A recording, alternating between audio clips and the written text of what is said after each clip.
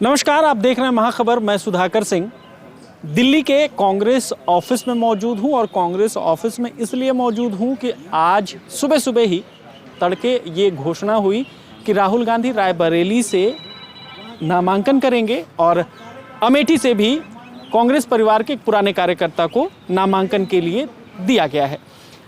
इस पे बातचीत करने के लिए हम समझने की कोशिश करेंगे कि इस बार चुनाव में मुद्दे क्या होंगे, चूंकि हमारे साथ महिला कांग्रेस के लोग जुड़ेंगे और समझने की कोशिश करते हैं कि इस बार महिलाओं के नजरिए से चुनाव क्या कहता है, इनके मुद्दे क्या हैं इस बार चुनाव में। आप अपना नाम बताएं। मेरा नाम अलका पाल है जी। मैं उत्तराखंड से हूँ। जी, उत्तराखंड से हैं, कांग्रेस में हैं आप? कांग्रेस में हूँ जी। मुझे एक बात बताएं कि इस देश में आम चुनाव होने हैं और इस बार महिलाओं के मुद्दे क्या होंगे जो आप चाहती हैं कि सरकार उस पर बात करे या आपके हक की बात हो, ऐसे कौन से मुद्दे हैं? देखिए, इस लोकसभा चुनाव में, इस आम चुनाव में मुख्यतः महिलाओं का ही मुद्दा रहने वाला है। देखिए, अभी कुछ दिन पहले जो मंगलसूत्र को लेकर के भारतीय महिलाओं के मंगलसूत्र को लेकर के और घोषणा पत्र को आधार बनाकर जिस तरह से इस देश के प्रधानमंत्री श्री नरेंद्र मोदी जी ने इस देश को गुमराह करने का काम किया। आज आप देखिए, कर्नाटक के अंदर उनके गठबंधन घटक की जो पार्टी है, मैं प्रज्वल रेवन्ना जी की बात कर रही हूँ। प्रज्वल रेवन्ना जी द्वारा किया गया सेक्सुअल हैरेसमेंट इस देश का सबसे बड़ा सेक्सुअल हैरेसमेंट है।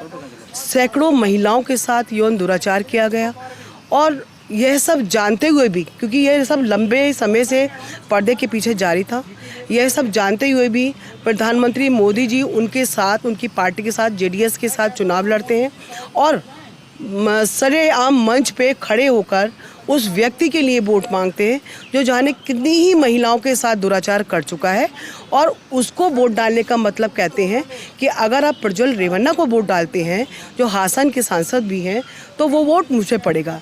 तो आप यही अंदाज़ लगा लीजिए, हमारे लिए तो सबसे बड़ा मुद्दा इस देश के अंदर सबसे ऊपर हम महिला सुरक्षा को और महिला सम्मान को ही रखेंगे, हम महिलाएं। इसके साथ साथ और भी सारे मुद्दे हैं जिसको हमारे श्री राहुल गांधी जी ने कश्मीर से लेकर कन्याकुमारी तक भारत जोड़ो न्याय यात्रा में और भारत जोड़ो यात्रा के दोनों चरण में लेकर के प्रमुखता चले। देखिए, इस देश के अंदर 45 सालों में सबसे बड़ी बेरोजगारी है। बेरोजगारी इन चुनावों में मुद्दा रहेगा, महंगाई इस देश में मुद्दा रहेगा और कहीं ना कहीं अप्रत्यक्ष और प्रत्यक्ष रूप से उसकी भी मार महिलाओं पर ही ज़्यादा पड़ रही है, क्योंकि उनके लिए रसोई चलाना, गृहस्थी चलाना बहुत ज़्यादा मुश्किल हो गया है। 2024 की लड़ाई तो मुख्यतः और प्रमुख तौर पर महिलाएं ही लड़ेंगी और महिलाएं ही भाजपा की सरकार को सत्ता से बाहर करेंगी। आप मुझे अपना नाम बताएं। सुषमा यादव, दिल्ली से हूँ। दिल्ली से ही हैं। सुषमा जी, मुझे ये बताएं कि आज नामांकन हुआ है रायबरेली से, अमेठी सीट राहुल जी नहीं लड़ रहे, उस पर स्मृति ईरानी जी का ये कहना है कि कांग्रेस और राहुल जी वो सीट छोड़कर डर से भाग गए, हार मान चुकी है कांग्रेस। क्या कहेंगे आप? देखिए, स्मृति ईरानी की तो आदत बन चुकी है, उनकी करनी कथनी में इतना अंतर है, कहती कुछ है करती कुछ है।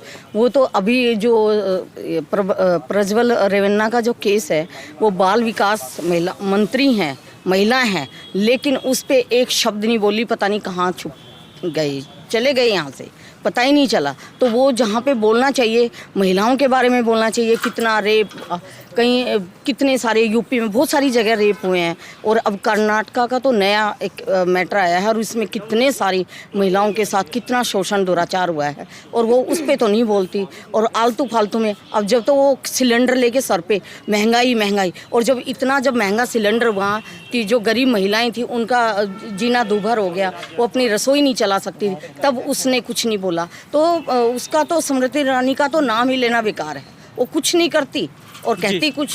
पहले कयास लगाया जा रहा था कि प्रियंका जी रायबरेली से लड़ेंगी, अब ये हुआ, नाम अनाउंस हो गया है, प्रियंका जी चुनाव नहीं लड़ रही हैं। तो आपको क्या लगता है ये फैसला क्यों हुआ कि प्रियंका जी चुनाव नहीं लड़ेंगी, या प्रियंका जी को लड़ना चाहिए था, आम जनता ये चाह रही थी?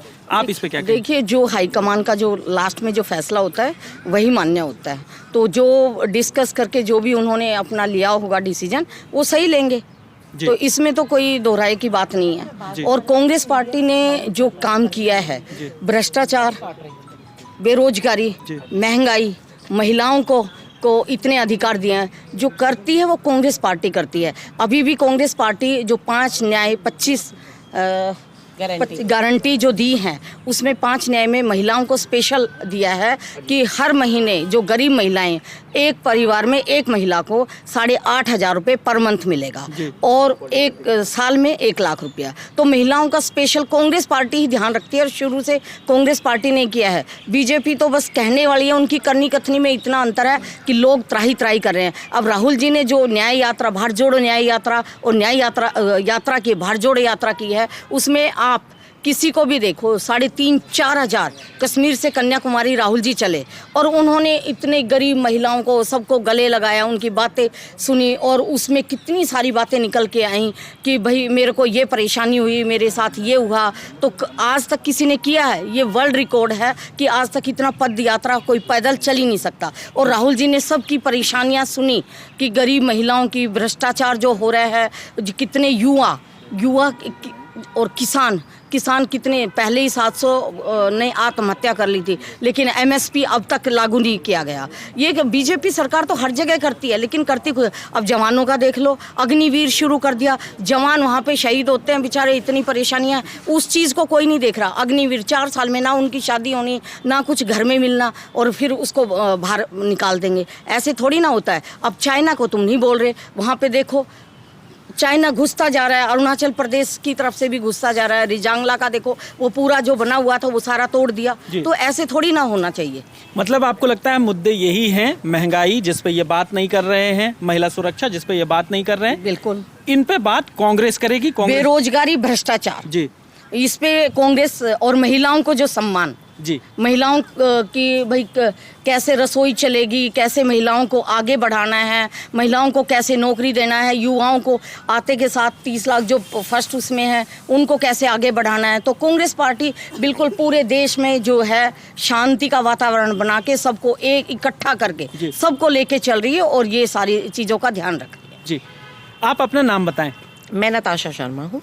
नताशा जी, मुझे ये बताएं, इस बार चुनाव में महिलाओं के लिए क्या मुद्दे होंगे जो आप चाहती हैं कि सरकार में आए या अभी जो सरकार है वो करे आपके लिए? देखिए, सरकार तो जो प्रेजेंट सरकार है उसने तो सिर्फ महिलाओं को कष्ट देने की राजनीति की है, महिलाओं को दर्द देने की राजनीति करी है। महिलाओं की जितने महिला अपराध हुए हैं, जितने भी महिलाओं के साथ जघन्य अपराध हुए हैं, उसमें मोदी सरकार के कितने मंत्री जो हैं, भ्रष्ट मंत्री जो हैं, वो ऑलरेडी चल रहे हैं। तो प्रेजेंट सरकार ने महिलाओं का सिर्फ दुरुपयोग किया है, उनके साथ खेला किया गया है। और आने वाली सरकार यानी कि जो कांग्रेस की सरकार है वो तो ऑलरेडी महिलाओं के लिए जो है, हम नारी न्याय की गारंटी लेकर आए हैं, जिसमें हम हर एक गरीब परिवार की एक महिला को 8500 रुपये महीना, 1 लाख रुपए सालाना तकरीबन बनेगा, जो कांग्रेस पार्टी देगी अगर कांग्रेस की सरकार आती है। इसके साथ आधी आबादी को उसका पूरा हक कांग्रेस पार्टी शुरू से कोशिश कर रही है कि महिलाओं को उनका हक दिया जाए। इसके अलावा सावित्रीबाई फुले का हमने जो इंतज़ाम किया है, जो कामकाजी हमारी महिलाएं हैं उनको जो है वो हर एक ज़िले में कम से कम एक हॉस्टल उनके लिए प्रबंध किया जाए। कांग्रेस महिलाओं के लिए कर रही है, कांग्रेस महिलाओं के साथ साथ युवाओं के लिए भी कर रही है। युवाओं के लिए पहली नौकरी पक्की, हाँ, और उसके साथ उनको जो 10,000 का वेतन ये दिया जाएगा। तो कांग्रेस पार्टी तो किसान वर्ग, श्रमिक के लिए, जो हिस्सेदारी में आते हैं उनके लिए, नारियों के लिए, सभी के लिए कांग्रेस कर रही है। क्योंकि राहुल गांधी जी ने भारत जोड़ो न्याय यात्रा के तहत हर एक वर्ग से बात कर इस मैनिफेस्टो को बनाया और ओपनली अपनी मेल को देकर बोला कि अगर आपको इसमें कोई भी दिक्कत है तो आप मेरे को खुले तौर पे मेल कर अपने जो विचार है मेरे साथ साझा कर सकते हैं। नताशा जी, इसी मैनिफेस्टो पर एक बात करेंगे। राहुल जी और तमाम लोगों से पूछ के मैनिफेस्टो बना, आप भी कह रही हैं, लेकिन भाजपा के लोग तमाम जगहों पर जा रहे हैं और कह रहे हैं, चैलेंज दे रही हूं मैं, ओपन चैलेंज। उस मैनिफेस्टो में अगर एक भी बात मंगलसूत्र को लेकर की गई हो तो आप, खुला चैलेंज है मोदी परिवार को, मोदी सरकार को, क्योंकि मोदी सरकार है ना, भाजपा सरकार तो है नहीं है। ओपन चैलेंज दे रही हूं, हमारे मैनिफेस्टो में वो कोई एक ऐसी भ्रमित बात निकाल के सिर्फ भ्रम फैला रहे हैं, क्योंकि इनके पास कुछ और करने के लिए नहीं। एक बात का जवाब और देना चाहती हूँ। आप अभी मेरे सहयोगी से बात कर रहे थे स्मृति ईरानी के बारे में। कौन है स्मृति ईरानी? कौन है बताइए? क्या पहचान है स्मृति ईरानी की? यही ना कि वो राहुल गांधी के खिलाफ एक बार अमेठी से लड़ी है, बस। जीती भी हैं। अरे तो राहुल गांधी जी तो 3 बार उत्तर प्रदेश से जीत चुके हैं, 1 बार केरल से बने सांसद हैं। हमारे मोदी जी को कहिए ना विंध्याचल से नीचे आए और एक बार लड़कर दिखाएं, उनके बस का तो है नहीं। उनका तो ये भी कहना है कि मेरे डर से कांग्रेस ये सीट अमेठी की छोड़कर भाग गई है। ओह, अमेठी की सीट किशोरी लाल जी को दी गई है, जो वहाँ के बहुत ही कांग्रेस परिवार के सदस्य हैं, बहुत सालों से कांग्रेस परिवार की सेवा कर रहे हैं। और ये बताया है हमने मोदी को कि सिर्फ परिवार नहीं लड़ता है, एक आम जन भी लड़ता है। अमेठी जैसी सीट से एक कांग्रेस के कार्यकर्ता को उतारा गया, जो इतने साल से कांग्रेस को, अमेठी को वहाँ पर अपना प्यार, अपना सहयोग वहाँ की जनता को दे रहे हैं। तो शर्म आनी चाहिए मोदी जी को फालतू की बयानबाजी करते हुए। इसलिए लड़वा है। प्रियंका गांधी जी तो कोई भी उपचुनाव लड़कर संसद में पहुंच जाएंगी। वो इस समय पूरे देश में प्रचार और प्रसार कर रही हैं और कांग्रेस की सारी गारंटियां, जो 25 गारंटियां हैं, उसको देश के हर कोने तक पहुंचा रही हैं, जन जन तक पहुंचा रही हैं। क्योंकि कांग्रेस का मैनिफेस्टो इस देश के भविष्य के लिए है। कांग्रेस का मैनिफेस्टो इस देश के हर उस वर्ग के लिए है जिनको इन्होंने पकौड़ा तलने के लिए छोड़ दिया था। जी। इस बार अगर बात करें तो पूरे देश में किसी मंच से नरेंद्र मोदी ने न रोजगार की बात की है, न महंगाई की बात की है। आज तक कब करी है? जी। तो कांग्रेस लगातार बात कर रही है कि हम मैनिफेस्टो में ये रोजगार देंगे, महिलाएं जो बेरोजगार उनको भी आर्थिक सहायता देने की बात है। आपको लगता है कि इन सब का असर जो वोटर है उस पर पड़ेगा? देखिए, वोटर बहुत जागरूक है, समझदार है और वोटर बहुत परेशान है।